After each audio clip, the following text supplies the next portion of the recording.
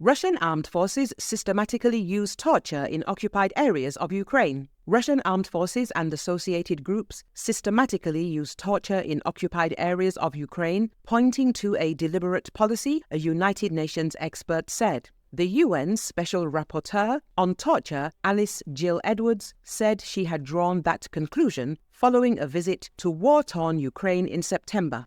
The volume of credible allegations of torture and other forms of cruel, inhuman, or humiliating treatment or punishment torture is an element of Russia's war policy, she told the UN Human Rights Council. These grievous crimes appear to be neither random nor incidental. Speaking to reporters, Edwards said Ukrainian prosecutors had told her there were around 103,000 open cases related to war crimes and crimes against humanity, of which 90% were registered as torture cases. Edwards, who said she had personally examined dozens of cases involving alleged abuse by Russian forces and their allies, said there was clearly an intent and purpose to carry out the torture that cannot be described away as aberrant or ad hoc behavior. In a report following her visit, Edwards found that torture has been carried out in an organized and systematic manner, with the same practices allegedly carried out across different occupied regions. Her findings, she told the Council, point to direct authorization and a deliberate policy. Edwards and other special rapporteurs are independent rights experts who are appointed by the UN Human Rights Council but do not speak on behalf of the UN. She reiterated a plea for Moscow to issue a strong and unequivocal directive that torture is never permissible and that it will be punished.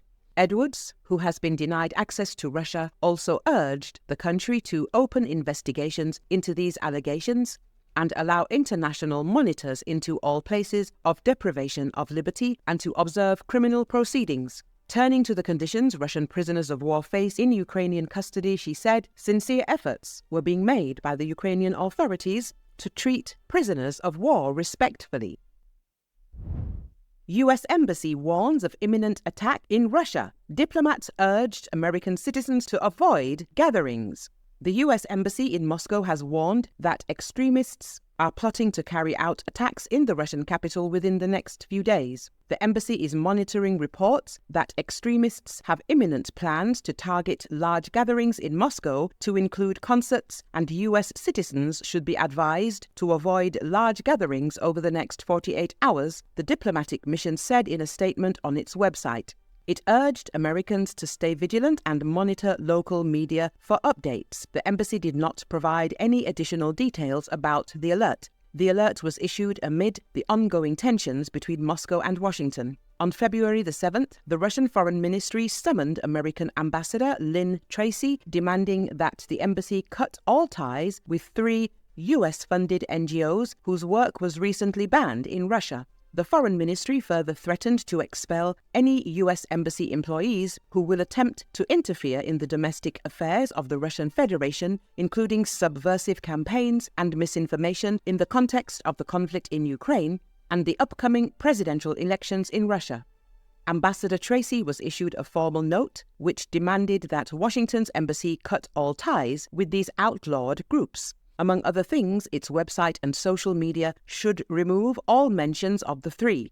Moscow will act to prevent any subversive actions and dissemination of disinformation, up to and including declaring embassy staff persona non grata should they violate the Russian law, the statement stressed.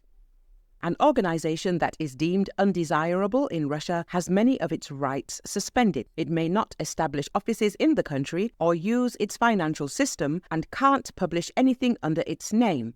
Individuals and entities are banned from doing any business with such groups in any Russian jurisdiction. The list of undesirable organizations is kept by the Justice Ministry. The current version on its website has 146 entries and was last updated in mid-February.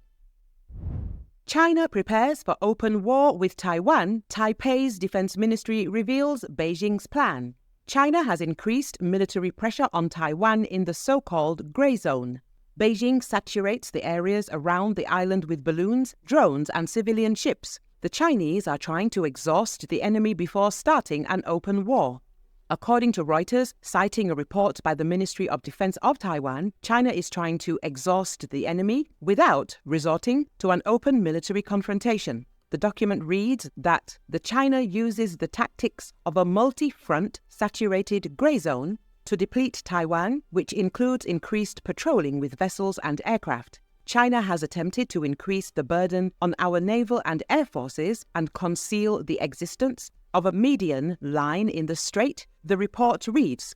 It's about the situation on the unofficial border between China and Taiwan. Chinese troops have regularly crossed it in recent years. China also uses research and military vessels, disguising military activities as civilian ones. Taiwan's defense ministry said it is working on measures aimed at preserving its troops in case of war, increasing the resilience of infrastructure, and conducting exercises to ensure the survival of Taiwanese troops in a protracted conflict.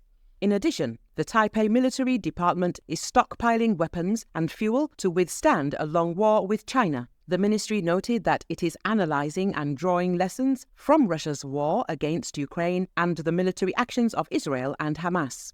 Taiwan's Ministry of Defense believes that China will try to seize Taiwan to prevent external interference quickly. Taipei is trying to disperse its command systems and introduce more long-range and mobile weapons and artificial intelligence. The island also strengthens ties with democratic allies, including the US.